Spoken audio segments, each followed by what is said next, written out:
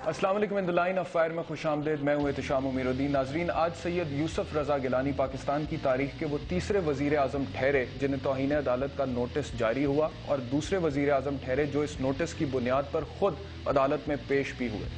इससे पहले 70 की दहाई में जुल्फिकार अली भुट्टो साहब को नोटिस जारी हुआ, और दिलचस्प बात यह है नाजरीन कि उस वक्त 70 की दहाई में जिस शख्स की दरखास्त पर जुल्फिकार अली भुट्टो साहब को तौहीन अदालत का नोटिस जारी हुआ था, आज उसी शख्स के बेटे वजीर आजम यूसुफ रजा गिलानी के साथ इत्तहादी की तौर पर अदालत में पेश हुए। आप समझ चुके होंगे मेरा इशारा वली खान की तरफ है, जो उस वक्त सरबराह अवामी नेशनल पार्टी थे। इससे आगे हम चलें तो 1997 में वजीर आजम मियाँ मोहम्मद नवाज शरीफ को तौहीन अदालत का एक नोटिस जारी हुआ।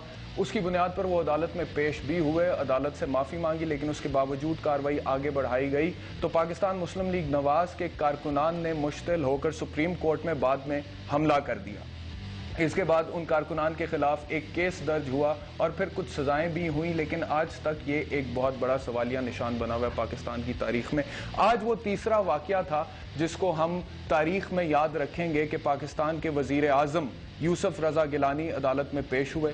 जब वो पेश हुए तो सबसे पहले उन्होंने अपनी सफाई में कुछ बातें कहीं, और उन्होंने कहा कि मेरा मकसद अदलिया की तौहीन करना नहीं था, मैं आइन को सरबुलंद समझता हूं और आइनी तौर पर मैं ये समझता हूं कि सदर को इस्तिस्ना हासिल था, इस वजह से मैंने ख़त नहीं लिखा, और जब भी अदालत बुलाएगी मैं हाजिर हो जाऊंगा। उसके बाद जो उनके वकील हैं बैरिस्टर एतजाज एहसन, उन्होंने अपने दलाइल पेश किए। आप जानते हैं कि 1 फरवरी तक ये केस मुलतवी हो गया है और वजीर आजम को हाजिरी से मुस्तस्ना करार दे दिया है।